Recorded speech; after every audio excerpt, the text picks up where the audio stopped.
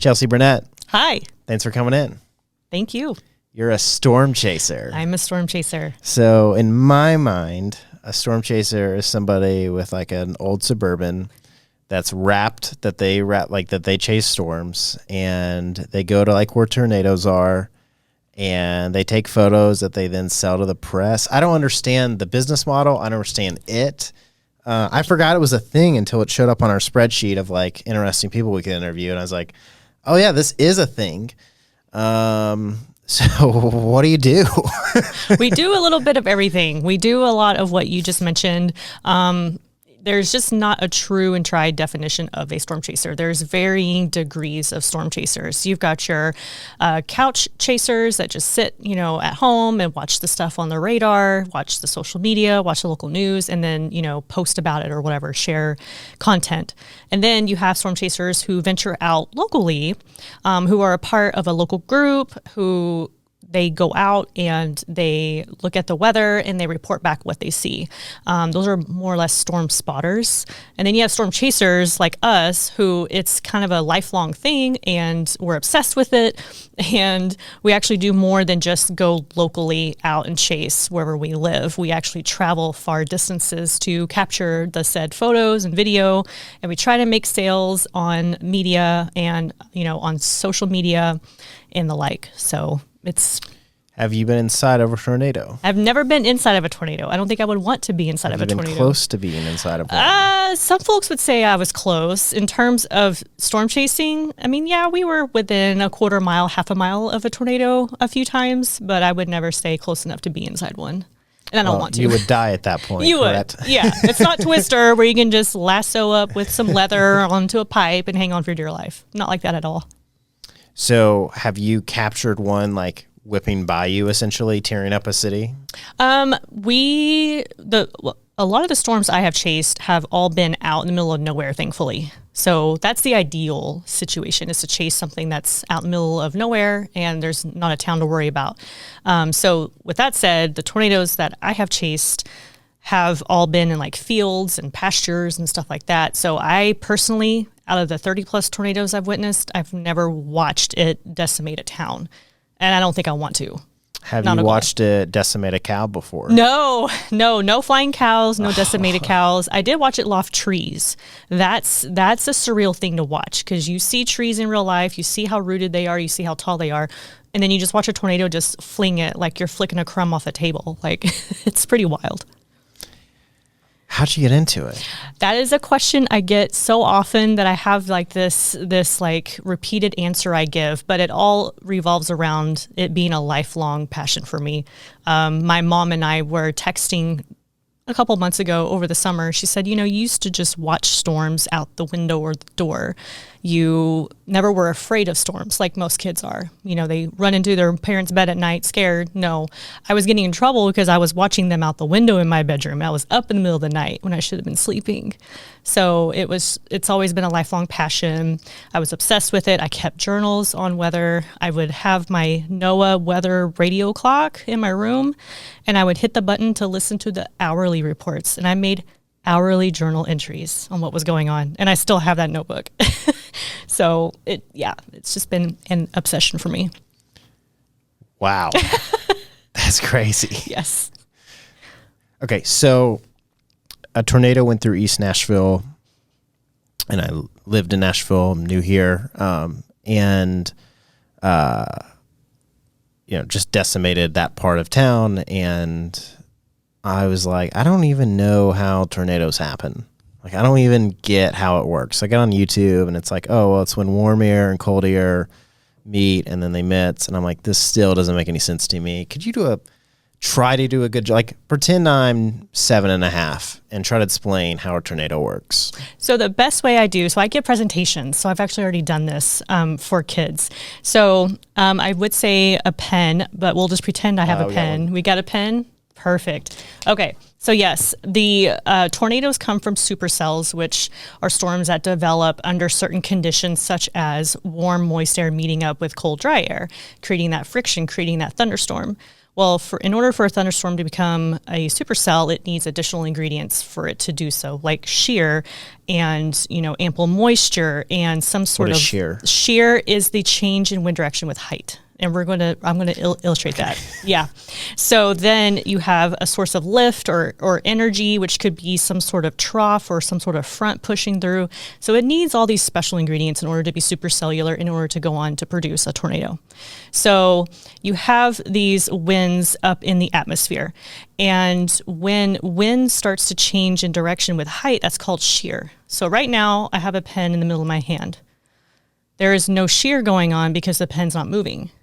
But if I start to move my hand back and forth, you can see that my hands are changing direction, and then that pen is rotating. There's our rotating column of air that'll eventually become a tornado. So then that lift or that piece of energy that comes in, it takes this rotating column of air from this way to this way. And then eventually it'll make contact to the ground as a tornado.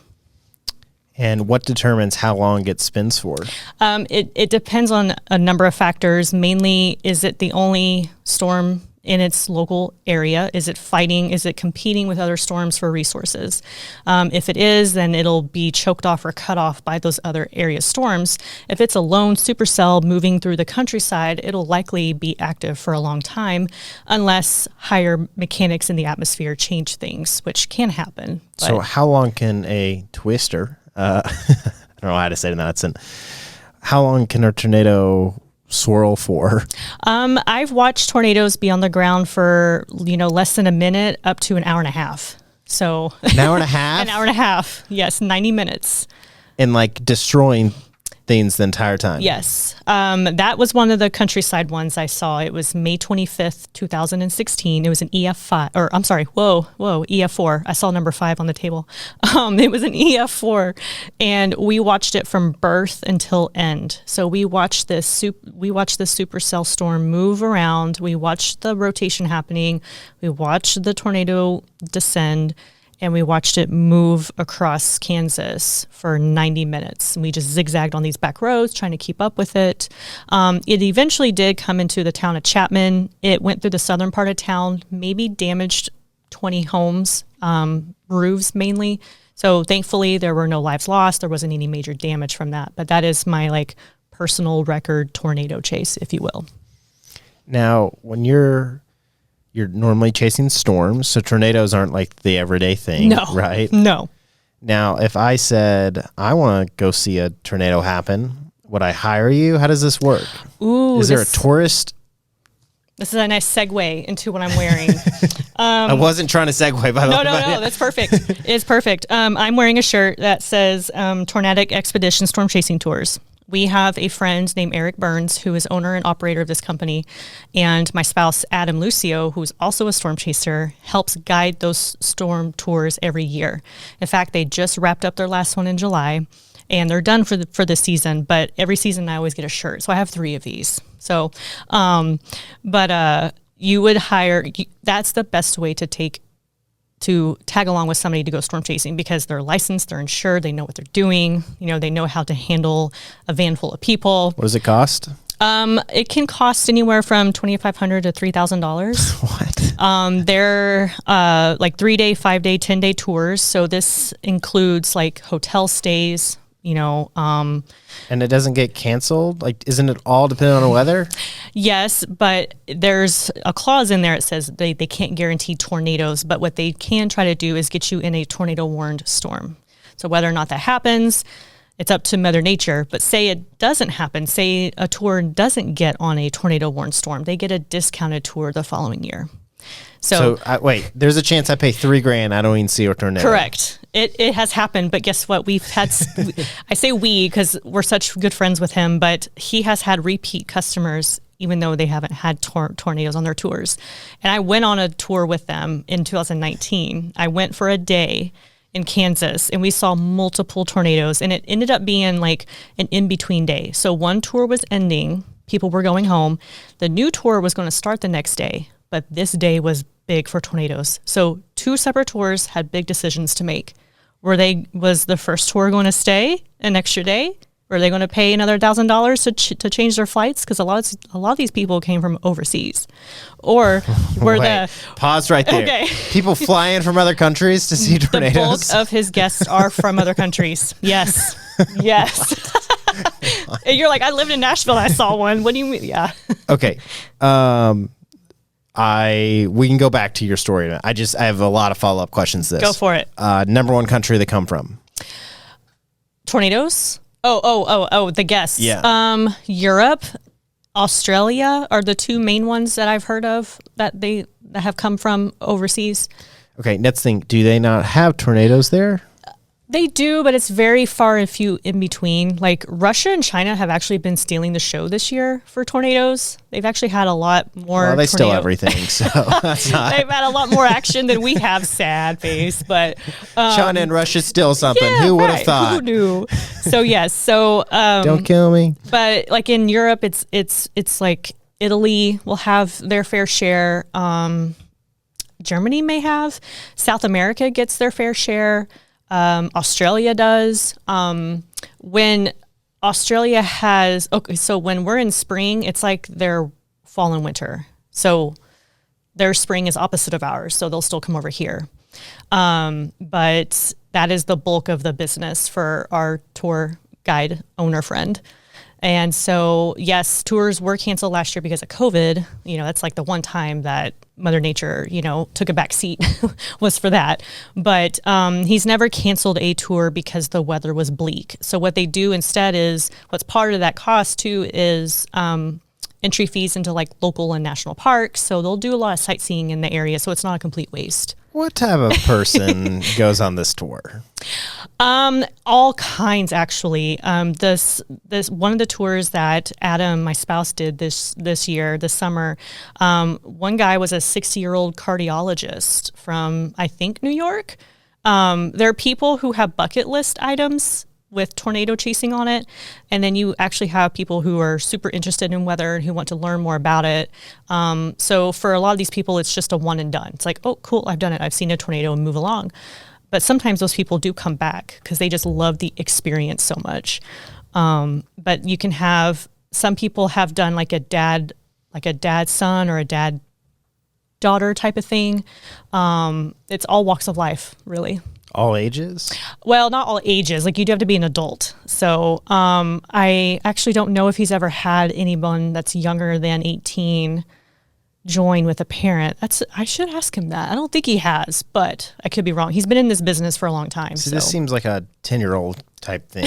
Really? So. No. Not to be offensive. I know it's your life. Oh, yeah. So I want to be. A 10-year-old would cry. Like they would literally be traumatized, I think, from the experience. I don't know if they're a big weather buff and they're not scared. Wait 10 year in a couple months and we'll see. Yes, exactly. Yeah. Be like, hey, does your son want to come along? Okay, this is already mind blowing. People flying from other countries to go on tornado tours. Yes. All right, so let's talk about the vehicle. Okay. Is it a special vehicle? No, but you might want to check your neighborhood group Facebook page later because they may say something about mine being out front of your house. It has the decals and everything on it. And anytime I go anywhere, like a regular friend function, their guests always come in. Case in point, the horse races that happened in May. I went over to some good friend's house and I parked out front, and I was out back. And as more people were showing up, it was, hey, who's your storm chaser friend? Who here is from Texas Storm Chasers? And so my friends who had the party were like, wow, you're kind of a celebrity. There are people asking about you and not us, that kind of thing. So no, most storm chasers, it's our own personal vehicles. Storm chasers do not make a living off this, so they don't have the means to completely deck out their vehicles. If people do have the means to deck out their vehicles, they're getting funded from other areas of life, like their normal job or maybe, their trust fund, maybe whatever. And also for a lot of storm chasers, decking out your vehicle, it's kind of a no-no for many reasons. One, it's tacky. We don't chase just for the attention and the likes and the social media aspect of it. This is our livelihood.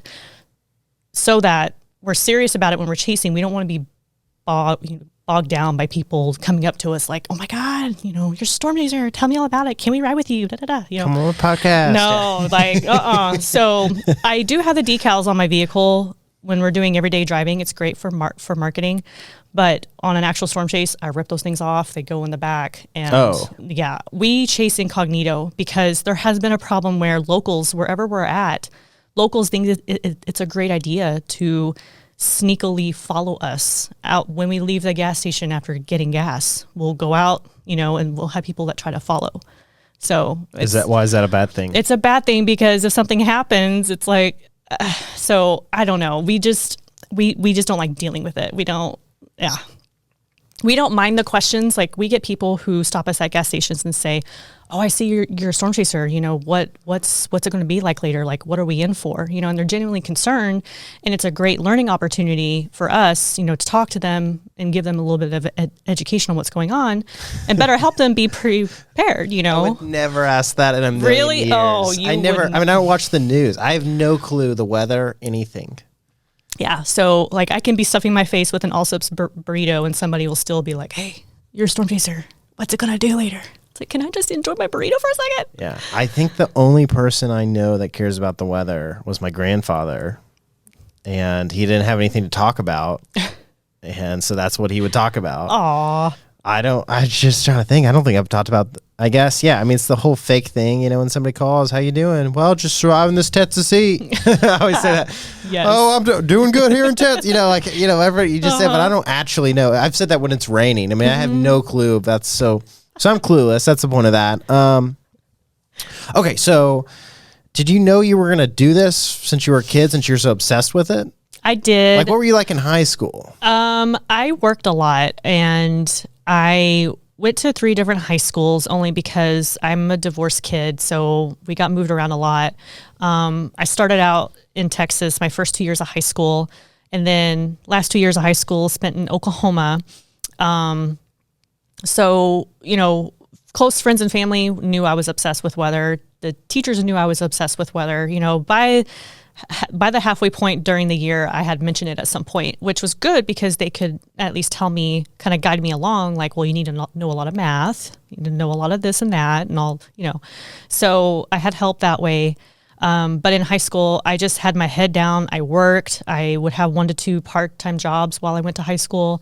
I graduated early because Texas apparently was so far ahead in their curriculum that when I went back to Oklahoma, I was way ahead of all the other kids. Well, it's Oklahoma. I know, right? So, so I got done in December of my senior year. I still walked with everybody in May, but I was completely done with going to school in December. So I just worked full time. I had a factory job over the summer after I graduated. So as a high schooler, I was not a typical like partier, wasting time. I was hitting the pavement. I was working hard, saving money, buying a car, you know, that kind of thing, and just preparing for college. And then college? Oh, that's a different story. So I went to a local 4-year school first in Edmond. It was University of Central Oklahoma. You know, get your basics out of the way is what they say. So I did that. Did it feel a lot like 13th grade? Yes, it really did, because it was very anticlimactic, because I've always had it in my head that I would start out at OU. Like, I was just going to hit the ground running, go to OU, and just live my life. But, you know, by the guidance of family members, it's like, well, it costs less, and, you know, you can get your feet wet, and it's not as, and they were right, because I still have student loans looming over my head. But, so I went to UCO, joined the Army ROTC while there, initially to fulfill a gym credit. Because in college, you still have to have gym credit. So at least you did back then. So I did that. And that was like a fork in the road for me, because they liked me so much in the Army ROTC that they offered me a full ride scholarship to this school. And I was so laser focused on going to Oklahoma, to the University of Oklahoma, and getting that degree in meteorology, that I turned them down.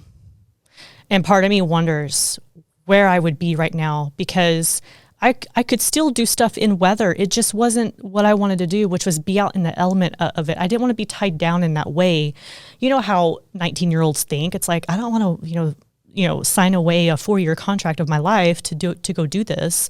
I think eventually I would have if I didn't have the meteorology thing. So you in my head. if you got a DUI in your record, then you'll sign that 4-year contract. That's true. Yeah, That's exactly. I mean, let's just be honest. The Army recruits a lot of people that like nobody else wants them, and then they straighten them out. Yeah, exactly. So I turned them down. I said no. I went on to OU, and my first mistake was taking pre-calculus over the summer. Anyone who's been to college knows that summer mester, spring mester, fall mester type of classes are ridiculously hard. So when I pulled away, calculus as a whole is ridiculously hard. It's ridiculous. So when I pulled away from that class that summer with a C in pre-cal, and I still had to have Calc 1, 2, 3, 4, linear statistics, and all these other math classes. So you're saying you passed? I passed. Yeah, see, I don't know what the big deal is. There's a but. There's a huge but. I went on to Calculus 1. Bombed it. I took it 3 semesters in a row and bombed it. I should have gone the route of finding a tutor. I was working and I just didn't care enough to put forth that extra effort. So I shied away. I backed out. I dropped out of OU. I went to this tiny little community college. So this felt like stepping back into 13th grade at this point, because I had just gotten into OU. I was trying to get my feet wet, and then it was completely ripped out from underneath me because I couldn't pass the math. So I tucked my tail between my legs, went to a local college, did some painting there, and tried to find my way when a family member here in Dallas said, "Why don't you come and live in Texas?" Because I did. I felt like I had hit my head on the ceiling in Oklahoma, because my lifelong dream had just fallen down the toilet. You graduated high school, so that's pretty impressive for Oklahoma. It is. It's very impressive. I know people who have not in my circle. So I moved here to Texas in 2007 and, lived with family for a little bit, got on my feet, got an apartment with a roommate, got a nice little job, to get back on my feet. And weather was just on the back burner for a long time because I was trying to readjust. I started going to Quad C, or that's what we all called it back then, but it's Collin County Community College, or Collin College now. But it was Quad C back then. So I went there. Sounds like you joined a rap group. Right, Quad C. So I got my associate's degree there because I was just trying to find something and pull away with something to show for my efforts after all those wasted years, in Oklahoma on college. And then I went to the University of North Texas, got my bachelor's there in business. And I, didn't think about weather for a long time. Like when severe weather would move through the area, I get all excited. I would text, my friends and this and that, but that was it. And then in 2011, my path changed. I met the owner of Texas Storm Chasers, David Reimer, at a local weather conference, and I was sucked You were right back at a weather conference. If I had to guess who's going to be there, yeah, it's going to exactly. be you. Yeah. So how many people attend a weather conference? Oh, the one that happens here, it's like in Hearst. It's called TESSA, TESSA, and that happens every 2 years. It's on the odd years. So I don't think they had one this year though. It's maybe 40 to 50 people, maybe a little bit more. But it's just local. It's mainly local ham radio operators, storm spotter type people, maybe a couple of hardcore chasers, but it's mainly just weather enthusiasts, and they hand out prizes and stuff, and they do a couple of presentations. And so David said, "You seem cool. Do you want to go out on a storm chase with me?" And of course I'm like, what? Like, heck yeah, I do. So it was March 25th, 2011. I remember this. It is what chasers call a blue sky bust. We were supposed to have storms roll through the Red River area, the state line between Oklahoma and Texas on this day. I got off work. I hauled butt up there. I was blasting music. I was living life. Like, I was like, man, it's my first storm chase. Like, I'm going to see some great stuff. And it being a blue sky bust. The storms did not develop until much later in the night, back after we were all long and gone. So that was kind of another bubble pop. It's like, man, that was my first chase. I was really supposed to make something out of that. I met a lot of cool people, met more storm chasers, kind of got a little bit more integrated into the community. But I I kind of just floated around. Like I went on another chase, I think that year with him, but then life started happening for me. I got married later that year. Then I had a pregnancy, lost in 2012, 2013, I had my son. I graduated from college, and then I was already like 2 or 3 years into a corporate job at that point. So weather continued to take a back seat until 2015 when I saw my first tornado. So since then, it's just been, here we are. So what happened? You see a tornado and then... Yes. It was December 26th, 2015. I don't know if that rings a bell for you, but it was the night of the Garland Rowlett tornado. The EF4 killed 13 people. Mainly all those people were on the road on George Bush and I-30, I think, right there where those cross. So I was coming back from Oklahoma because it was Christmas, right? I don't have weather on my mind because it's the day after Christmas, and I have my kiddo, and I have my kid, my black lab, and myself. We're coming back from Oklahoma. We're on I-35, and then my phone starts going off for a tornado warning. I'm like, what? So I'm like, my brain isn't in that mode. So I'm like, oh my gosh. So I'm in parent mode. So I get off the highway. I come up on an exit that actually had a bathroom that we hunkered down, and I took the dog out, took the kid out, went down into this bathroom and waited it out. Nothing happened. It ended up just, it was a strong enough storm that had radar indicated rotation, but nothing happened. So we get back on the road. And by this point, I'm already hearing and seeing chatter on social media about a potential for later that afternoon and evening in Dallas. So I call up the grandparents, like, hey, can you guys take in for the night?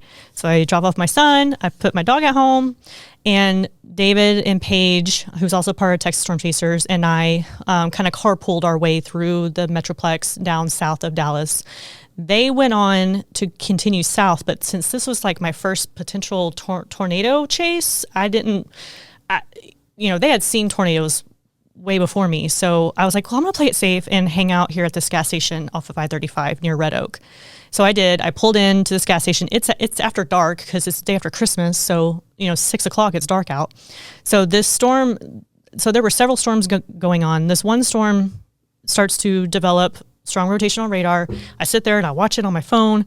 I'm watching the sky. Because it's dark and it's my first chase, I'm nervous as hell because I don't have the typical clues that you're supposed to be able to look at the storms when it's daylight. So all I have is lightning flashes to be able to tell what the features are and to see if there's a potential tornado or not. So sure enough, I'm watching to the west. I start seeing power flashes at the ground.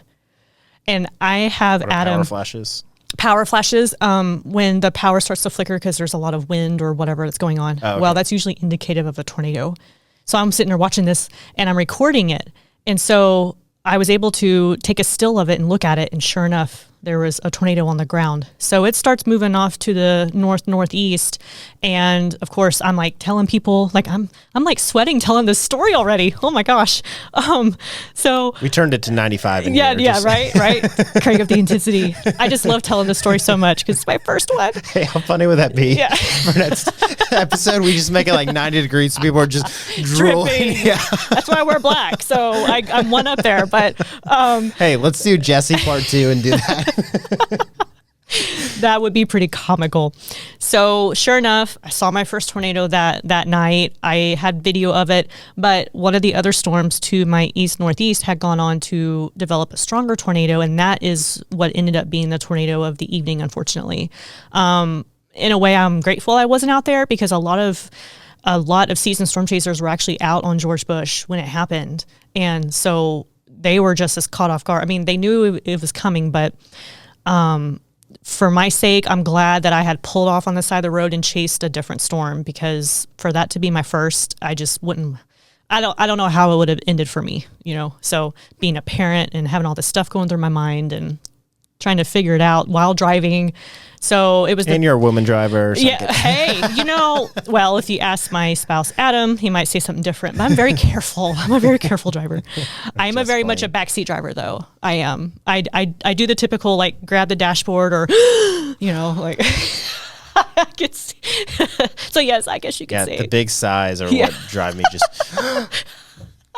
That's exactly what I do. Because See, my wife does that over rainbows and stuff. So she'll be driving and she'll go, and I'm like, what happened? She's like, hey, there's a rainbow. And I'm like, jeez. Yeah, I'm like pulling out a gun. And she's like, oh, there's just a, okay.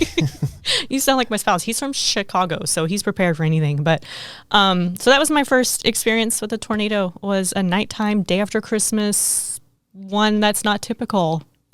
Okay, so you mentioned math, like you need to know math. Mm-hmm. I have found, keep in mind, businessman, all the things, I found I never ever use anything but simple math. Same. So do you use more complicated math in storm chasing? Nope. Okay. What math do you use? You really don't. Well, I guess if so why did teachers tell you that? Just to tell you that? Yeah. I think so. No, the math that we use it's calculated for us already. I mean, I think the old idea was learn the math behind what the computer models do. It's like to better understand. It's like, well, the computer models do it for us, so whatever. But yeah, it's kind of like learning the presidents when it's like I can just Google them. Yes, that's exactly what that is. That's what it feels like.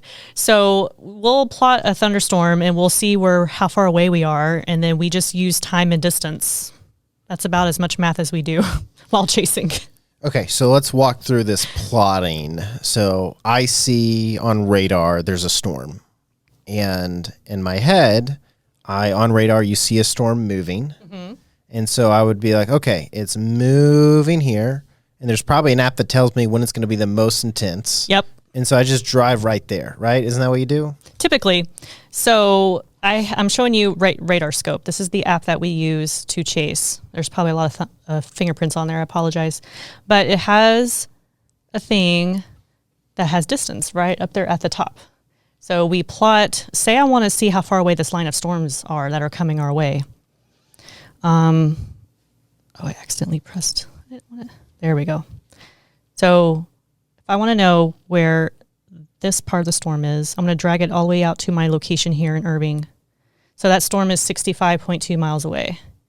So then we loop it to see how fast the storms are moving, and then we just kind of give a loose, like, it'll be here within whatever. So let's see. So you drive there and you see the storm and you just watch it. We want to stay ahead of it typically because depending on how fast these storms are moving, they could very much leave us in the dust pretty quickly. And depending on road networks and traffic and whatever happens to be in our way there, we have to keep that in mind because we don't want to get left in the dust and left chasing the storm. Even though that's what we're doing. But is that your job? Yeah, we don't want to be behind the storm chasing it. We want to be in front and letting it come to us. So these look like they're not moving very quickly. These are moving. This is about an hour loop that you're looking at right here. So if that's 62 miles away from us, that's probably going to be here in like 2 or 3 hours. There's the math. So there's a storm and you drive there and it happens. And you just watch it rain? You know, that's about 50% of the time. Yes, sadly, yes. We just watch it rain. We hope for more, but... Well, what's more is what I'm saying. Hail, good lightning, strong winds, a tornado. And are you out there in the elements, or do you stay in the car? For safety reasons, we stay in the vehicle. Especially if there's lightning, because there have been storm chasers that have been struck by lightning taking pictures outside of their vehicle. Good. That's a good OG. Oh, I thought you were saying good, like they deserve that. No, I'm saying like good. That shows a commitment to their craft. Yes, that is right. Yeah. Kind of like in Twister, where the guy's like, I just want to be struck by lightning once just to see what it's like. That is a quote in the movie. I don't watch movies. I'm not your guy. You need to watch Twister after this. Probably not, but I... You should. It has two, Bill Paxton and Dusty. What was his name? I can see it. It's a three named guy. Oh my God, I'm kicking myself for not knowing his name. Guess how many movies I've watched this year? None? Whole year. One. And I watched it last week. And what was it? Taken? The one with Liam Neeson? I don't know actors' names, but I was told, my wife always says I'm like him, and I was like, let's see. Let's watch this guy and let's see. That's where his daughter's taken? Yeah. Okay, that's Liam Neeson. Yeah. That's interesting. Not like him in the fighting sense and like him in like the very aware of what's going on at all times sense. Got it. Yeah. Yeah, that's the only... Well, make Twister your number 2 movie. You have between now and December to make that happen. I have faith in you. Yeah, I'm not going to do that. Okay. That's your loss. That is your loss. So is there, like, to me, it's like if I'm going to drive all that way, I at least want to experience the wind. Like I've experienced wind that almost knocked me over, and I was like, that's pretty dope. So I can't imagine why staying in the car. Like, why wouldn't you just get out of the car and just feel the elements? Or like, what's the point of do you get photos from the car? Like, isn't it better to get photos while you're outside? We do stand outside the vehicle until the storm gets close enough to where because typically it starts raining before all of that. So we don't want to be out in the rain with our cameras. So that's usually what pushes us to get inside the vehicle. But if we're far away from the storms, absolutely. We stand out, we get structure shots of the entire storm. Sometimes we're treated with lightning if it's at night. If the storm moves on and there's lightning on the backside and it's nighttime, that's typically a great time to take pictures as well. But a lot of times, yes, we drive 400 miles just to watch clouds. It sucks sometimes, but that's part of the game. It really is. So what does success look like? Let me just try to find the... So a successful chase would be one that we can get enough content to put on our social medias to create a YouTube video out of, to have pictures and videos to share on all of our social medias. So you're telling me that people watch videos of storms on YouTube? I have made 3 stormscape sound videos, the kind that you loop for 10 hours. We've uploaded those on YouTube, and people have been like, oh my God, where have these been? Because Texas Storm Chasers has been around for 12 years.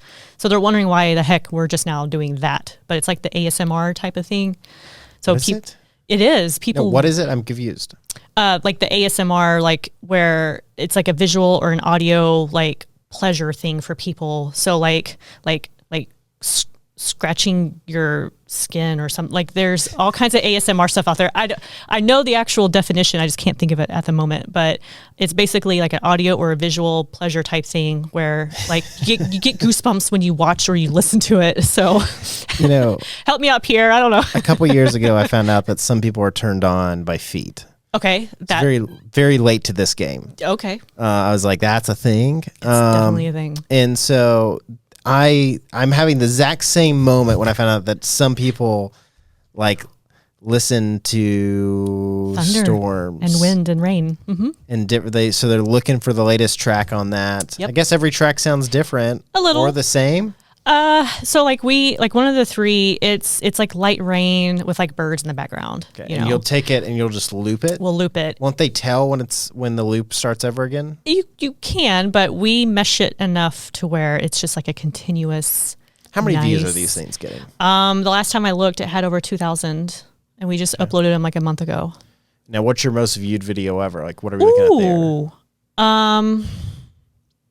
Texas Storm Chasers as a whole. That's a good question. I would say it has to be one of our bigger tornado events. I can take a peek at our YouTube real quick. I mean, are we talking millions or hundreds of thousands? Hundreds of thousands. TikTok, we've gotten a lot of views on there too. People love their tornado videos. They just do. Let's see. Let's check. Texas Storm Chasers, your videos. Oh, I need to be in the studio app because that gives me the analytics. Look at you. Yeah. So fancy. I know. We're just like, I'm just now getting familiar with the analytics on social media. Top videos. So like, for instance, the last 28 days, our top video has been an Iowa tornado outbreak back on July 14th. So less than a month ago. And in the last 28 days, that has had almost 20,000 views. Okay. Yep. I have more questions. Okay. Let's hear them. Have you ever met any of these? Are these people like you do you watch these videos? Of course we do. Like we obsess over these. Like we'll watch it like once. So it's all other storm chasers? Yeah. A lot of other storm chasers do too. But it's mainly the public. It's mainly general public. Okay. So it's not just you and a bunch of storm chaser friends watching Correct. This is mainly the general public. All right. So on the money side, you take a cool photo of lightning and you sell that.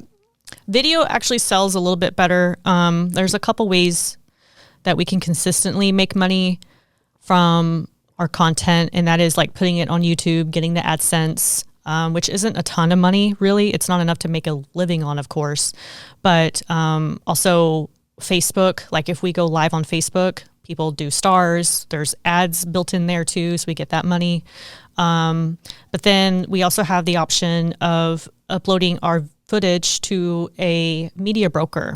So we have a media broker that oversees our stuff that we upload, and it's his duty to have that available for any regional or national news outlets. I have sold one video I've sold two, but my first one was it wasn't what I thought it would be. I just started dipping my feet into this realm just to see how I could do. It was a dash cam video of me on 635 having a vehicle wipe out in front of me. Like nothing happened to them. They just spun out and like landed in the ditch. They were fine. They drove away.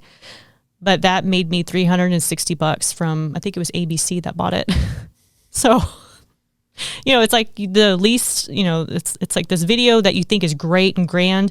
There could have been like 20 other chasers on that storm and they beat you to the punch and then you don't sell it. So it's very competitive. So that's why you got to destroy their vehicles. Yeah, right? Like just pump them like Mario Kart, throw some banana peels in front of them. Yeah. Yeah. I met a guy whose career ended because he slipped on a banana peel and like messed up his spine. You're serious about that? Yeah, wow, that's very random. How crazy is that? That is really I thought crazy. He was using it as an analogy, and he's like, no, I legit slipped on a banana peel. I thought he was like saying that he like messed up in life. That's like Final Destination with the logs on the truck. Like, wow. I don't know what that is. But Pierre, are you hearing this? Please tell me you've seen Final Destination. Oh my God, thank you. At least my references don't go into the silence. I'll just be the awkward guy here in the middle. Okay. So what was your corporate job during this time? So I started working for a first aid and safety company here in Dallas, Fort Worth. And I started out as, I got recruited by a staffing company. So I started out as the mail girl, basically. I would go over to Coppell to our UPS location there, or our USPS location there. I would check all of our PO boxes, bring back the mail, open up any checks, and like stamp those and give them to the ladies who did whatever they did with them. That was my sole job. But then it grew into, as we consolidated the accounts receivable into our office, there was more places to move into. So I eventually went from the mail girl to handling AR for Dallas and Houston for our customers. And then I moved into being a training research specialist, which is, OSHA type trainings that companies have to have. Yeah. We also sold that. So we would connect with clients who bought our first aid and safety stuff. And then we would say, well, what about your training? And so I would help them recertify, because you have to have that like every year, every 2 years, every 3. One of our web design clients kind of is in that business. Okay. So we would need to, it was my job at that point to contact them and say, hey, your certs are coming due. You want to re-up your class with us? So it was my job to do that. But I did that on like a whole like regional level at that point. And it was a great job. But I knew of other people in our company who worked from home, and I wanted to do the same. But my boss at the time, who was like a little bit younger than me, who just got out of college, he just couldn't see that for himself. So he didn't allow me to do that.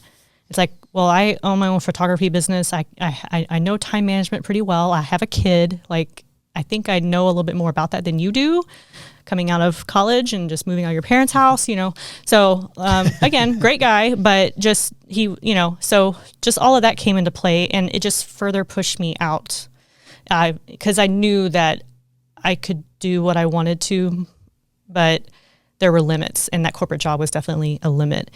So, the big changing factor was my divorce. I got divorced in 2015 in October. No, I got divorced.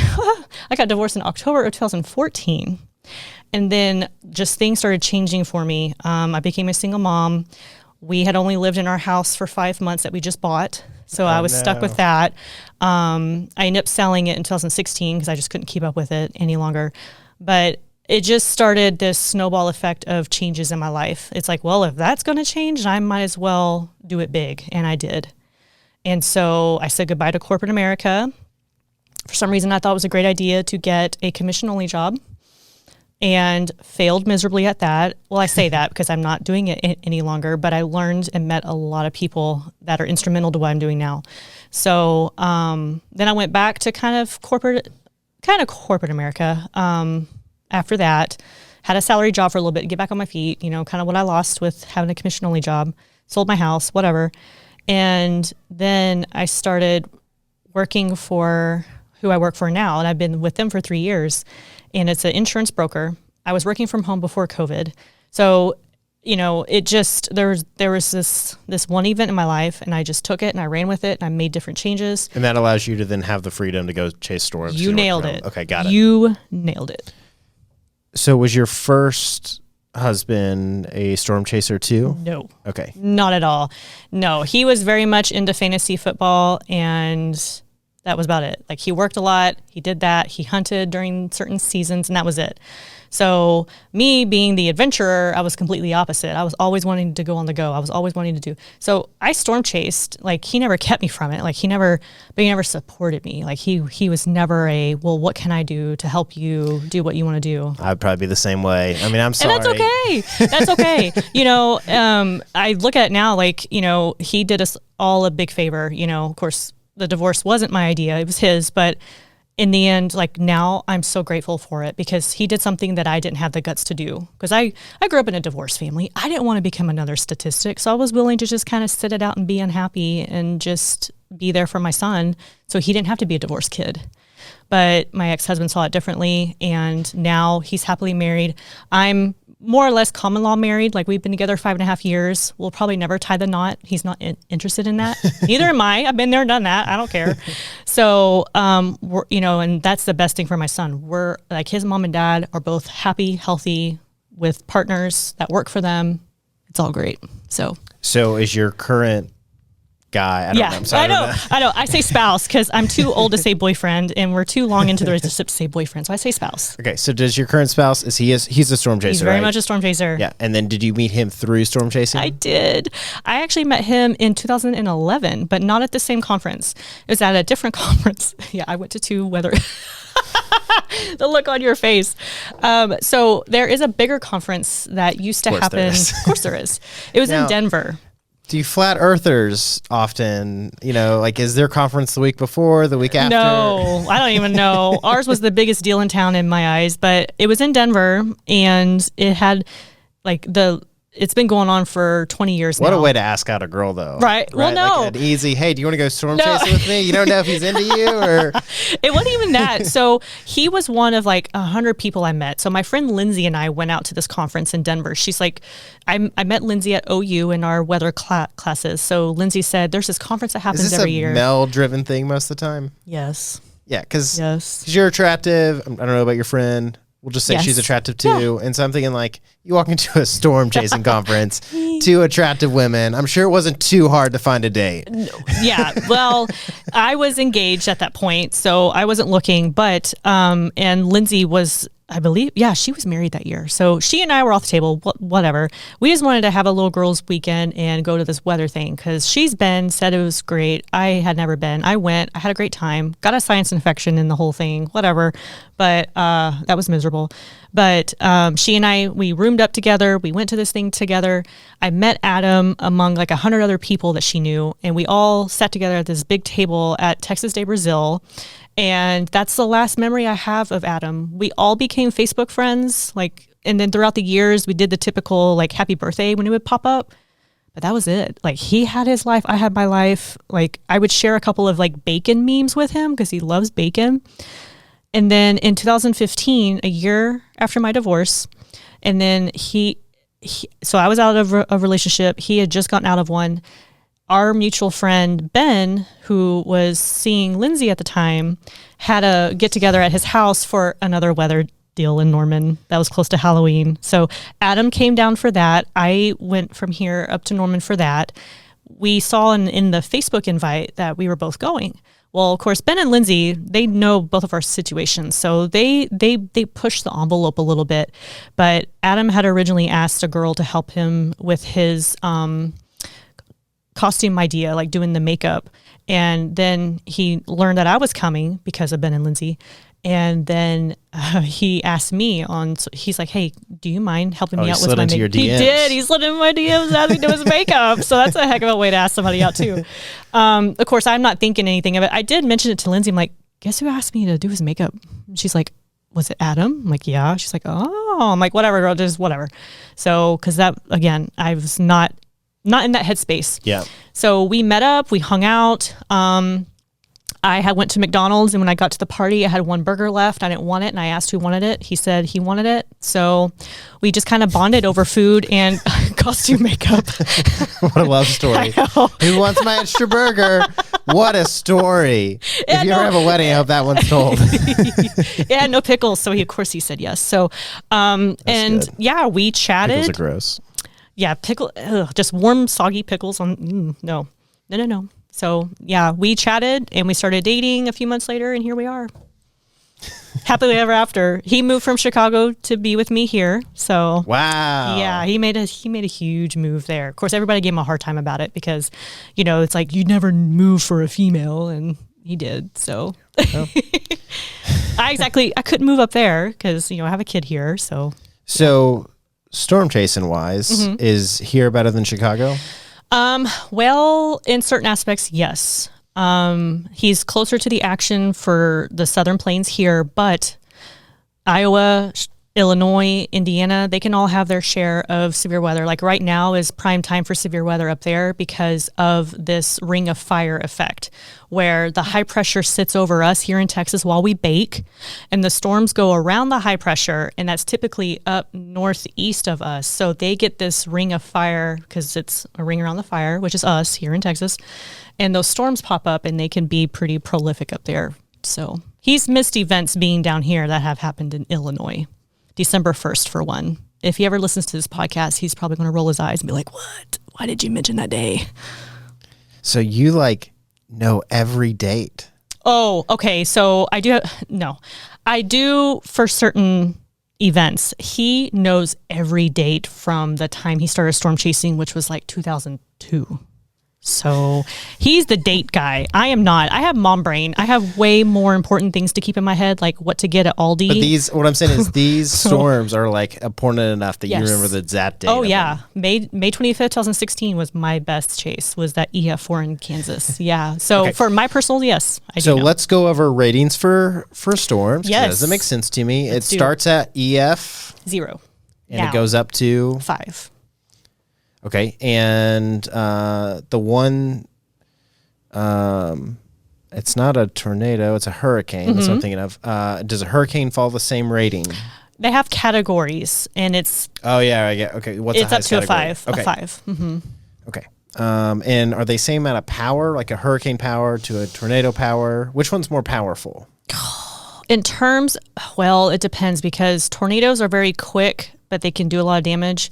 But hurricanes, of course, last longer and can do a lot of damage. Like how long do they last? Hurricanes, it depends on how fast they're moving when they come inland, but they're only moving like 2, 3, 4, 5, maybe 10 miles an hour when they move inland. So they can sit over an area for a day or two, and flooding is typically, an issue at that point. And of course the high winds within the eye of the hurricane, which is the strongest part. So the longevity and that intensity. But then you have tornadoes that have higher wind speeds. Because I watched St. Martin. We went there, and it was mostly destroyed. Yes. And the storm happened 3 years earlier. Maria. Insurance companies hadn't paid out yet. Mm-hmm. And so, what do you know what EF that was, or Maria? I think it was Maria that went through there. Because I had an uncle who was I thought it was Irma or something. Irma went through Florida. Wait, St. Martin's part of the U.S. Virgin Island area, right? Okay, so Maria went through that area a few years ago, so I think that might have been the same storm. So it's close to Fort Lauderdale is St. Martin.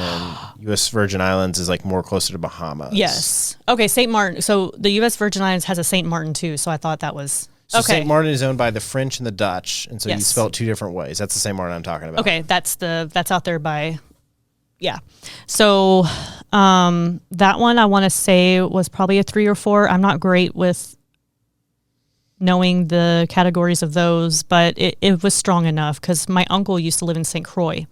So he has friends that are still back there, and the devastation so was St. Croix crazy. is U.S. Virgin Islands, which is not St. Martin. They're British. Okay, yeah. Okay. Yeah, they're close enough. Yeah, they're because we had considered. And how are those there. generated? How are hurricanes generated? Hurricanes form over a warm body of water, so they need warm water, whereas storms need warm, moist air. So, yeah, that's why when hurricanes move inland, they weaken. Who figured all this out? I don't know, some smart ass somewhere. Like, had more time than we did, obviously. But, so when you talk about tornadoes, for the record, I was taught this in school. It just didn't make sense in school, and I'm hoping it made sense as an adult. But it really still doesn't make sense as an adult. That's okay. Unless you're living and breathing it, I wouldn't expect it to. But tornadoes, so they started out as a regular F rating, and F is for Fujita, who is the scientist who came up with this scale in the 1970s. So Fujita said, based on the damage done to all of these things, here's the rating. The EF scale is the enhanced Fujita scale now, which now breaks out those items like houses, trees, buildings, cars, all those different things that could be damaged. They're essentially more separated now and given a rating, whereas the original F scale just kind of lumped everything together. So the EF scale goes from a 0 to a 5, with 0 being the weakest, 5 being the strongest. A 0 is mainly like a quick 20-second little touchdown, maybe some 70, 80 mile an hour winds. An EF1 lasts a little bit longer, winds are a little bit higher. EF2, same thing. When you get to 3, 4s, and 5s, those are your more dramatic, destroying type of tornadoes. And those can get up over 300 miles per hour, and they can be on the ground for over an hour, maybe 2. And then the width of these tornadoes can be a mile or 2 wide. What? Yeah. So I have never experienced anything like that. I want to say Chapman. And that would be an F5. Yeah. Chapman was a 4. I have never seen a 5. And I don't know if I really want to. How often do 5s happen? They're less than 1% of tornadoes. So on an annual basis, say we have 100 tornadoes that happen this year. Less than 1 would be an EF5. How many tornadoes happen in a year? The United States as a whole, it's a lot. It's sometimes in the thousands, I would say. I should know this. Do you know in advance when something's going to be real bad?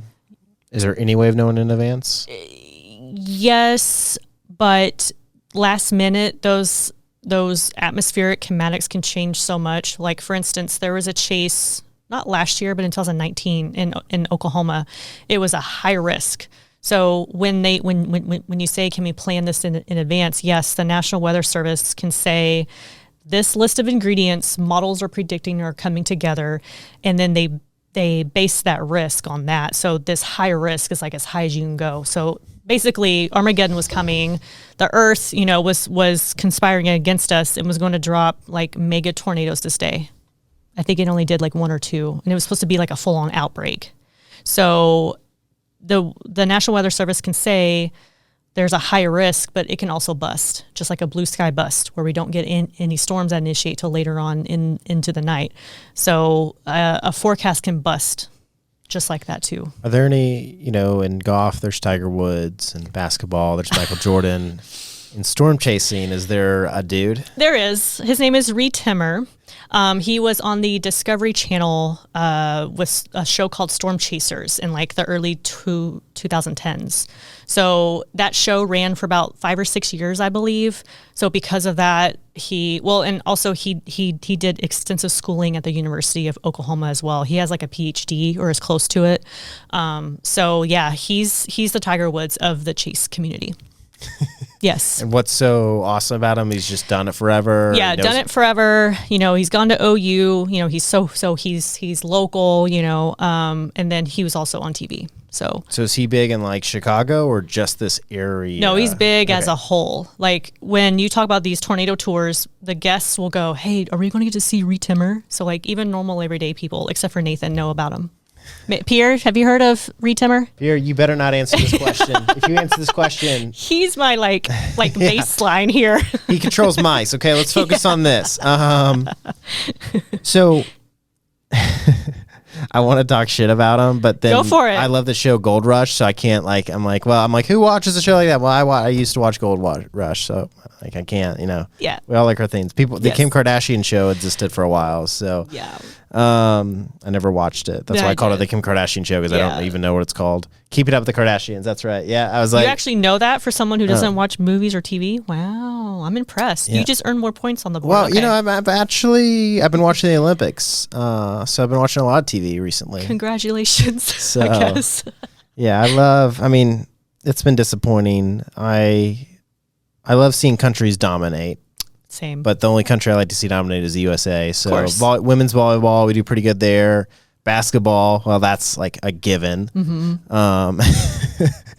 And my favorite is like USA versus Pakistan. I'm like, oh, this is going to be a great basketball game. Yeah. We're going to whip them.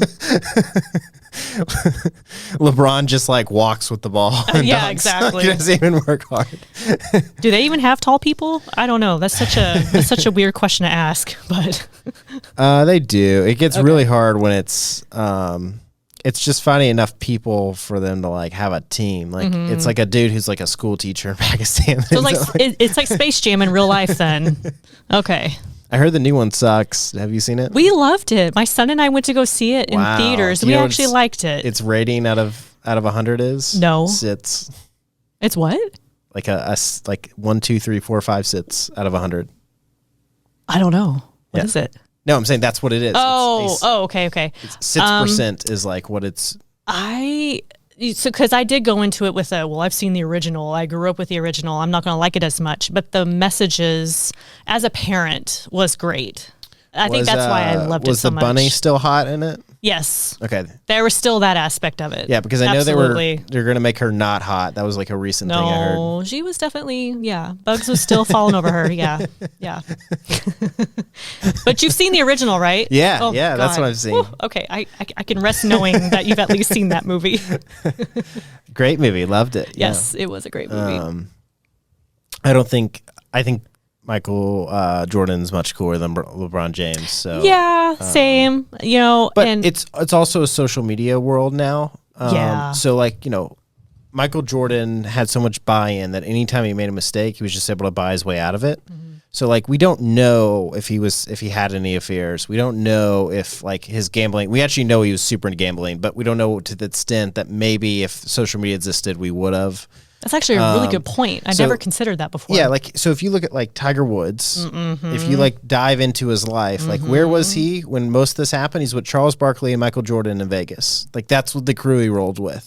Oh. And for some reason they never talk about that. They always just focus on Tiger hitting on the sleeping with like the people at the club or whatever, but he was at the club with these two guys every time, and it's like they just kind of just dust under the rug. Yeah. And then Michael Jordan's recent film, which I saw the Last Dance. Have you seen that? I have not. Wow. You're one up on me there. Okay. It is incredible. It's amazing in every way. I'm failing again, if you've seen it, they focus on everything but like really the high shortcomings. Like he was into gambling and all that, but again, he's worth $1 billion, so he can do what he wants.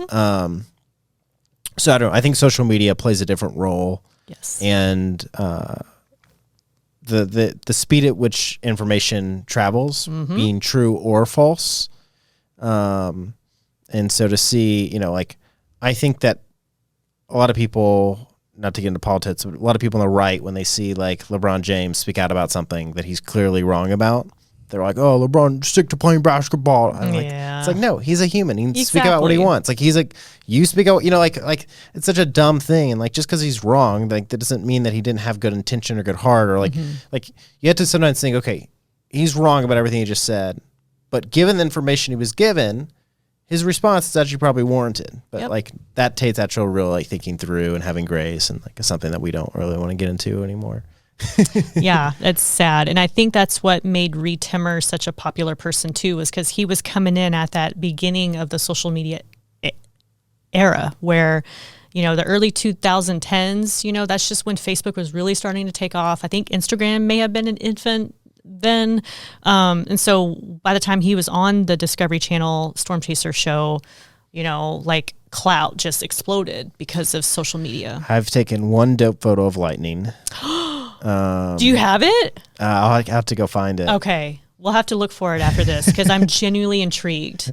I want to see this. Yeah, and everybody thought it was Photoshopped. Like, that was everybody's response. Like, oh, you must have Photoshopped this. Because you're not a storm chaser. Yeah, I mean, I had a camera on me, and there was, like, lightning going on, so I just was waiting on the right timing. Oh, so you do it the old school way. Yeah, you just press the shutter until you capture one. Yeah. That's good. What's the new school way? Where you have a lightning trigger and it does a job for you. What? Yeah. We literally so on social media over the weekend. What are your social handles? So we have Texas Storm Chasers. So Texas Storm Chasers on Facebook, Instagram, YouTube, Twitter. Is your website TexasStormChasers.com? Yeah, okay. TexasStormChasers.com. So I posted a slow-mo video of Adam doing some lightning. I think it was Saturday. See, I have mom brain, so I can't even remember, but it was over the weekend, and he's shooting lightning. Well, he's shooting the old school way where you just press the shutter till you get one. Because it was 2:00 in the afternoon, so it's harder to do then too. But I got a slow-mo video of him shooting or like letting go of the shutter closes, and as he's about to open it again, a nice, beautiful bolt happens. And then he just throws his hands up in the air because he's like, dang it, like I missed it. But that's typical. So we posted that on social media, and of course everybody went nuts on that. And they're like, why don't you just use a lightning trigger? And Adam's response is, well, it doesn't feel authentic. It doesn't feel like I worked for it. It's just, I went out there, I set it up, and I let the camera do its thing. He's not a fan of that. Yeah, but if he's shooting digital instead of film, he's also that's taking. true. Like, I mean, we He's can already. take this. Yeah, yeah. Like if we're gonna go right. this far, might That's as right. well. Yeah. Yeah. So, since we grew up with the DSLRs, it's a lot easier for us to say that that's the OG, whereas film is the OG originally, but we didn't grow up in a time where we were, adults using film. We were kids with parents using film. And of course, when we get older, we're like, we don't want to use what mom and dad use. We want to use the latest and the greatest.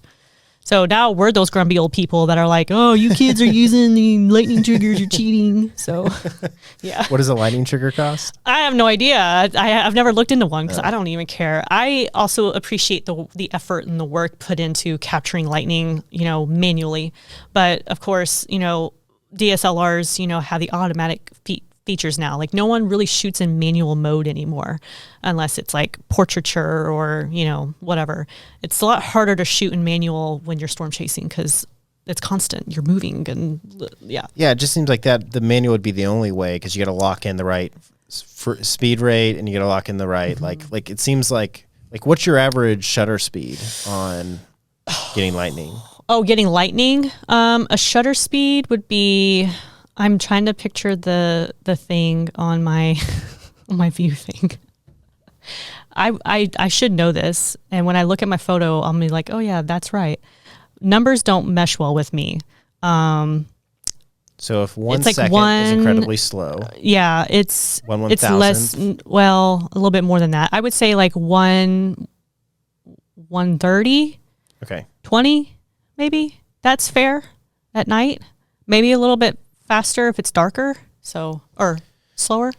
Yeah, and then because I'm sure that's what the game is like, as fast as possible is the shutter speed. You capture a bunch and then you bring it out in post because it's dark. That's an idea. Yes, that's one way to do it. But then we don't want it so blown out that there's no coming back from that either. Yeah. So yeah, it's definitely it's tough.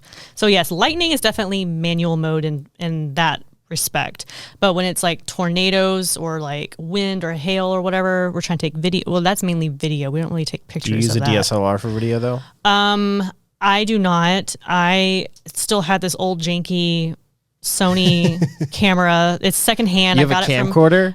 Well, it doesn't have tape. It definitely uses a memory card, but It's still a camcorder though. Oh no. Camcorder uses tape to me. But it's this old Sony, and of course my now iPhone 11 takes better video.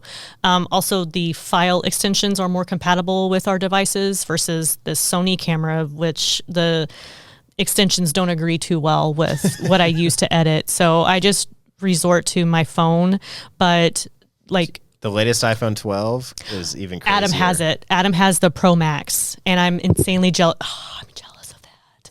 Yeah. See, you have the 2, you had the 3 camera and I just had the 2 and it's just, I already feel illegitimate. I've been poor before. I'm kidding.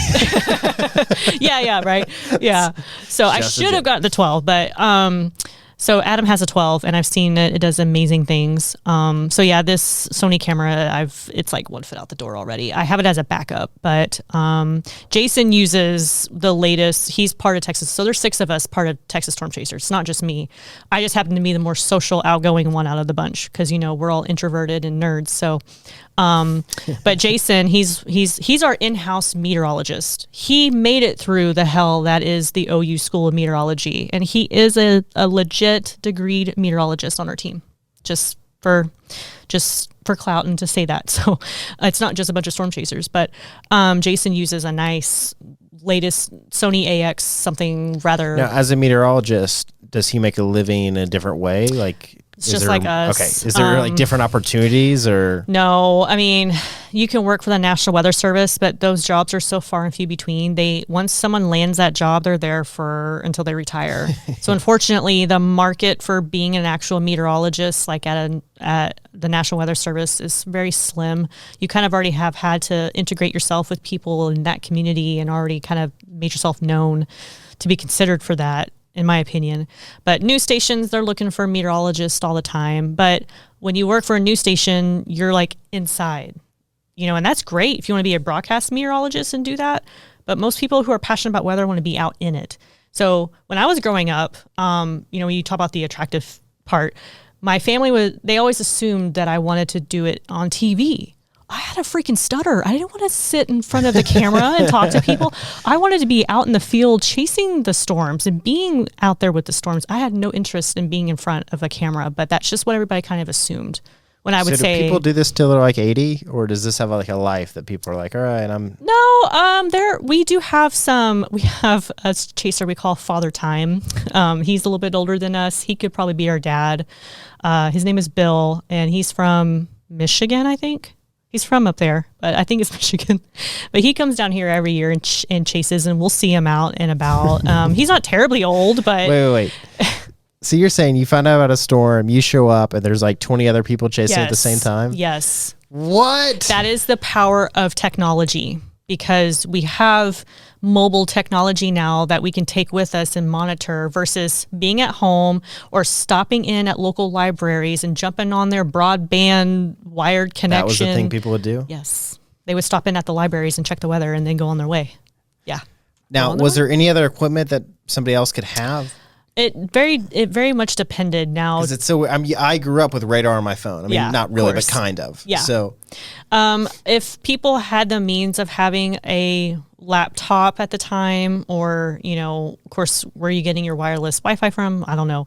But I don't really know how else they all did it. It just depended on, like, if they were chasing for research, you typically had better access to equipment like that because you're actually out there doing research for a university. You're doing research on a federal grant or whatever. So I would assume you would have a little bit more accessibility to that stuff. But as a regular old Joe storm chaser, yeah, it just kind of depended on what your own resources were. Also a ham radio. Have you heard of a ham radio? Mm-hmm. Oh, this is a great lesson. So before mobile phones, the ham radios were the way to communicate locally and with the National Weather Service. So a ham radio is like a CB radio, but it has different frequencies that you actually have to have a license to operate on. So I am a licensed ham radio operator and have been for 11 years. Wow. Just coming here, showing off. Oh, here, I'm going to show off some more. So on the front of my vehicle, or on my tags, is my call sign. When you're a ham radio operator, you are given a unique identifier, which is called a call sign. So I am Kilo Foxtrot 5 Hotel Alpha Sierra. I am KF5 HAS. That's my license plate number, because that is my ham. The way you're looking at me right now, like, am I glowing and like major nerd right now? Like, I feel like, yeah, I am. Okay. Yes. I was in a ham radio club for a while. What do you do in that club? Well, I was the youngest person by like 30 years. At that time, it was in 2010. It was the Mars, located in Carrollton. It was the Metrocrest Amateur Radio Society, and I was the treasurer. So there's a society for everything. There is, including, so that's how old school chasers did it, was ham radio. And, not every ham radio operator is a storm chaser. Not at all, but a lot of old school storm chasers. What else is it used for? To communicate with other ham radio operators, U.S. and globally.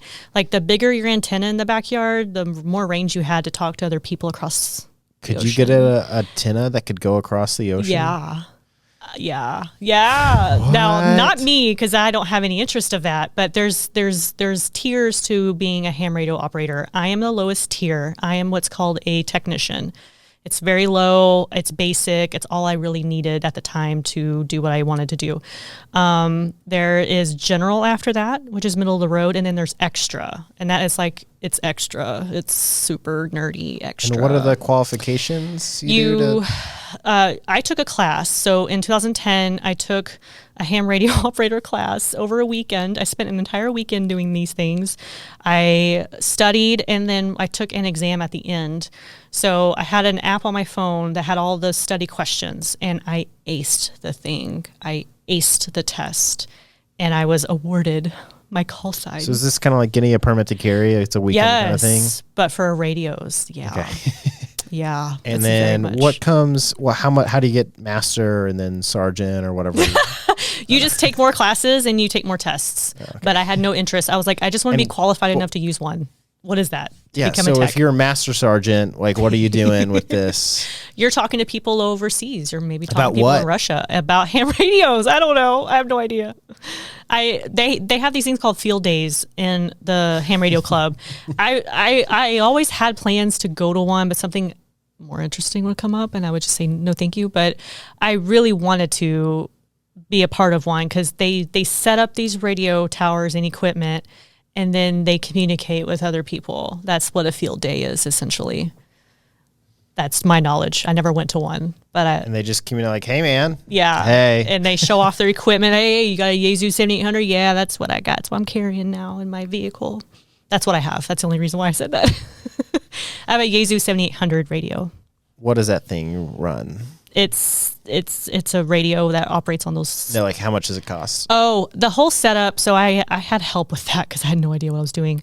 It's an antenna. It's a mount. So I had a magnetic mount, which worked out for my car at the time, because I just slapped it on my trunk. So I look like Deuce of Hazzard out there with it. But and then you have your antenna, the mount, and the actual radio itself. So maybe a couple $100 on the cheap end. Like, people can invest some serious money in ham radio. I was never one of them. And what does it do for them is what I still don't understand. Their interest. They tinker around with these things. They talk to other people in different areas. I can just see my friend who's a ham radio operator disappointed in me right now. See, what I picture is a bunch of unmarried, middle-aged to late-age white men. You're not wrong, but the guy, my instructor, was happily married. He still is. So she just tolerates the obsession, I think. Of course, the HOAs are like, you can't do that in your yard. So, a lot of ham radio operators have that limit, because HOAs don't allow those towers, obviously. And understandably so. But people can build some elaborate stuff out of those. Yeah, I have many questions. Yeah. People, they need to, like, get involved with a charity or something. Like, that's all. Well, they kind of do. So the hot air balloon festival that happens in Plano every spring, they rely heavily on ham radio operators to kind of help command the whole event. So that is one way that they volunteer their expertise and their time. And I bet they love doing it. And they loved it. Yeah. Yes. They're like supermen at that event. So, yeah. But I don't really use my ham. I can't even remember the last time I turned it on. In fact, my hard wiring to my battery doesn't work anymore. So that's just how outdated those are now in modern times of chasing. All right, so let's talk drones. Yes. I feel like if I got into this, the first thing I'm doing is taking a drone right through a tornado. Brandon Clement is the Tiger Woods of drones and storm chasing. He kind of nudged himself. He was kind of the first to pioneer that for the storm chasing community. And he has made he's made a living off of it now. Like he's still making passive income on the footage that he's gotten because he's licensed it to like the Weather Channel, all these other entities who license that footage from him. It still pays out year after year, and people license it for documentaries and stuff like that. So yes, that is very much a more popular, I would say in the last 5 years, that has really taken off. Of course, all of that requires being licensed as well. You have to have a special license to fly a drone. It's easy. It's a lot like the ham radio stuff. It's like, it sounds complicated, but once you study. So the basic license is just you filling out paperwork. That is the basic. See, I haven't even looked into it because that's just so far over my head right now. I just couldn't even. But wouldn't that make it so much more awesome? Because you can live stream of the storm. You could fly above it. You could fly through it. I think it's also the expenses of having a drone that scare me. Like, because those things aren't cheap. I don't think. It'd be like buying a whole new camera setup, and I just can't handle that right now. You can get them fairly cheap for older ones. Until it crashes, and then you got to buy a new one because the turbulence took it down. Yeah. That would be what. See, I'm already saying no to it because I'm already thinking of the stupid things that'll happen to it. Well, I'm saying yes. You're saying yes. Okay, yeah. Well, look up Brandon Clement, and you'll probably watch his footage for a long time because he's got some stellar stuff. Yeah, I'll watch it for 2 minutes. No, I think you'll like it. It's nice drone footage. You're not going to find me watching Storm Chaser. Or Twister. Dang it, I tried. But I do think like a drone that goes like 60 miles per hour, like going at a storm would be kind of cool. Reed Timmer, who I mentioned earlier as being the Tiger Woods of chasing, he's done the same. In fact, Ab and I were on our chasecation in early June. And wait, what is it called? We have a chasecation. Oh, okay. We take a week every year where we take off work, we block everything else out, my kids with his dad, and Ab and I go and we chase wherever the storms are at. This year, that took us 20 miles from the Canadian border in Montana. So we went that far between Dallas, Fort Worth, and there to chase storms, which is why my vehicle has over 170,000 miles on it. But we went to South Dakota to chase one day there. Neither of us had seen tornadoes in South Dakota, let alone in that part of the country.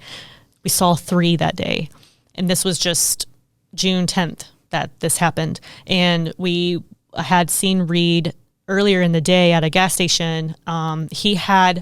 You may have heard of this guy. I think his first name is Alex, but he is the world's fastest drone racer. You know who he is? Pierre, maybe? Okay. But he's very well known, and he was with Reed Timmer that day because Reed was going to take him chasing, and he was going to race his drone. And so my video I got of this tornado happening in South Dakota has Reed in there. It has the world's fastest drone racer guy in there, and you hear the drone like buzzing around, and so that was kind of cool to witness being there. Not only did we witness the tornado, but we got to witness that kind of content creation happening for those guys. So that was really neat. And we were like the only people on the storm too. Like other people were on the storm, but they were farther back. We were the only ones that had went as far down the road as we did. So that was a kind of a cool thing for us to witness. All right, scenario. You see the storm. Okay. The road runs out. Mm-hmm. Do you take that thing off road? Do you get out on foot? Do you pop out mountain bikes? What's the plan? So Adam and I were just discussing this because we went live on Instagram on Sunday after storm chasing, and we were at home in our backyard. How many hours do you spend a year storm chasing? Oh, that's a really good question. Because mainly you spend it driving, getting to your target area. So that's like hundreds of hours right there. The actual event of storm chasing is like an hour or two. I know, but total time, including driving. How many? A lot. Do you do it like multiple times a week, right? No. Well, this time of year, no. I mean, it's quiet. I'd say it's in the hundreds, definitely. Hundreds of hours. Yes, I would say that. How much do you spend on gas a year? Well, that's also a factor, and which is why it's a great idea to chase with other people because you can split that cost. So that's also how we get away with that. But Adam's really good at saving. So he had saved up enough money for us to cover our chasecation. And then also he made money doing the storm chasing tours with our friend.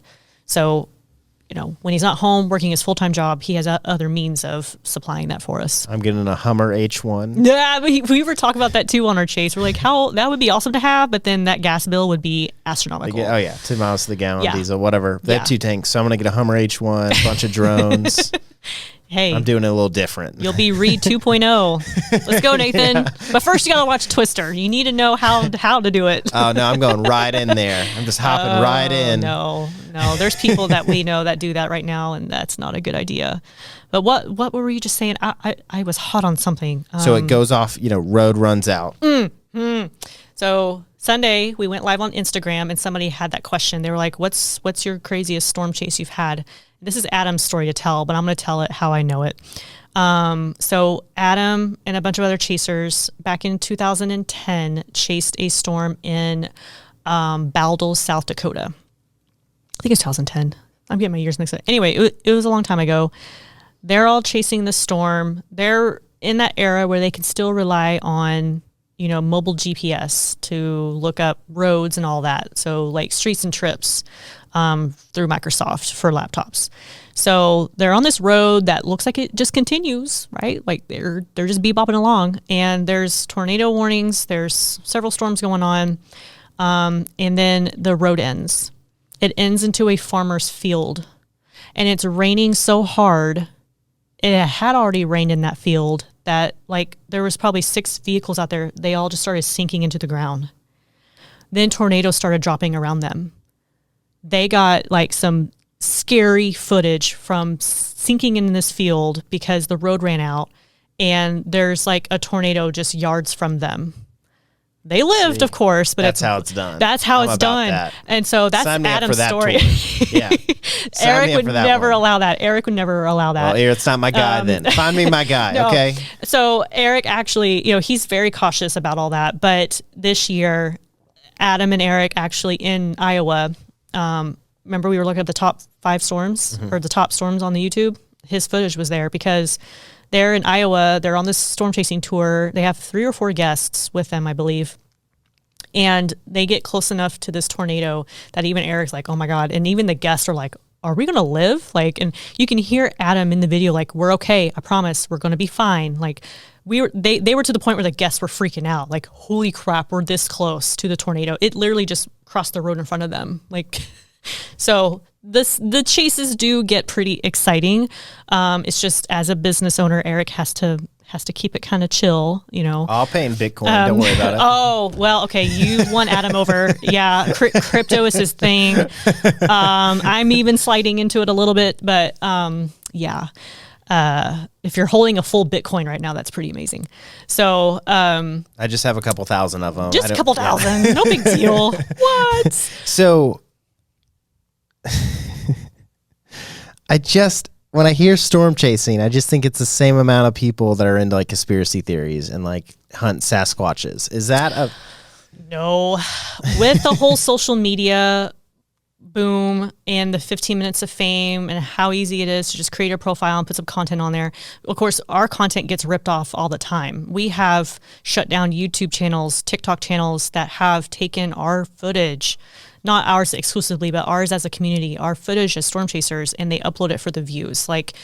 Storm chasing is such a thing now that people realize they think it's easy to get into and we'll just do it. So I would think it's a little bit more common than the Sasquatch hunting, but I don't know much about Sasquatch hunting either. So I don't either. Yeah. I don't know. It's What question should I ask? This is going to be a short podcast. I don't know. Chasing as a mom, I get a lot of how do you do it? Don't you worry about your family? That kind of thing. Okay. Do you bring your kid with you when you storm chase? That was I should have asked this an hour ago. So yes and no. I say that because we have taken him out on a little local jaunt an hour west with, sub-severe storms. An hour. Just sub-severe storms moving in that had a nice shelf cloud that was pretty enough for pictures and it had some lightning. So we took him out with us. We sat on a dirt road, let this storm come in. We took our photos and then we went home. That's his extent of storm chasing with us because his dad, right before or after the divorce, I can't remember, but I vaguely remember us having a conversation where he's like, you can't. Don't take our son out chasing. But now that he's 8 years old, going on 9, there have been so many instances where I'm like, man, that would be so awesome. And I'm actually jealous of his stepmom because Marshall told me, my son, he told me, I think it was last year, or the year before, his stepmom and him were making a run to Sonic, I believe, and the tornado siren started going off. And I'm like, man, I want that moment with my kid. Like, I want that. Like, So now I feel like I got to one up that. Like, I want to get him out. So is he interested in it at all? Not really. Like, I think I've maxed out my mom permission to include him by, I actually presented at his school and gave a presentation on severe weather and storm chasing. For 2 weeks after that, the carpool line was banging with these kids running up to me because they saw the vehicle because it's in the video, and they're like, oh my God, you're Marshall's mom. The video and the hail, the tornadoes were so cool. And of course, Marshall's just trying to get in the car like, can we go? Like, so is it hard to get car insurance? No, I work for my insurance guy. But here's the thing. What they don't know, they don't know. So we don't make claims. Okay. I should have started with that. Storm chasers have a sick, weird thing that if your car gets beat up by hell, most people you're file legit. a claim. No, as a storm chaser, that makes you legit. So you go out to your curb and you're going to see my vehicle. It looks like a golf ball because I have hail dents. I mean, not Reed Timmer golf ball looking, but when you look at the hood, you're like, yeah, that's got some dents in it. You look at my windshield, yeah, that's got a couple of cracks in it. So, to the normal person who's not looking for it, it just looks like a normal Ford Explorer sitting out there. But to the storm chaser, they're going to look at that reflection and go, she's been through some stuff. Like, she's actually chased. Like, so it's like, it's a trophy. It's a like a outwardly, like, we're legit. Like, we've actually done it. We're not just sitting here talking about it. We've actually been out there. So insurance, we just don't file claims. We don't, like, my boss is like, whatever, like he knows I storm chase and he respects it. On our chasecation, he's like, hey, do you see anything cool? And that was about it. But I have not made a claim on the damage. I have not made a claim on any of that. So it's relatively cheap for us. The only time we would run into issues is making those claims or being far from home and something happening, that kind of thing. So insurance is easy. Knock on wood. Because I might jinx myself. Yeah. Chelsea. Nathan. Do you want to wrap this up? I'm good if you are. I got plenty more stories, but I know we're limited on time. I mean, we still have a bunch of time, right? I just don't know what else to ask. I feel like we've covered storm chasing pretty well. Is there anything you feel like I left out? No, not really left out. Also, the aspect of chasing as a couple, we get asked about a lot. Like, we are just both in love with it, right? We are. Yeah. And it's our life. And it's like a whole, because a lot of storm chasers, they're not, like, it's not that way for them. And they just have their spouse that just sits at home and does, their job, and that's about it. Yeah. So does your spouse work remotely, or? He works for a deck and fencing company in Mansfield. So he has a daytime job like that, but he's growing his social media. He's growing his passive income through that. He's had a lot of success with videos and brokering with that. So he does well for himself on that. Chelsea, thanks for coming in. Thank you. This was a lot of fun. I loved it. I can always talk about this. I know. I'm glad you learned. You're obsessed with it. Yes, it was a learning experience for you.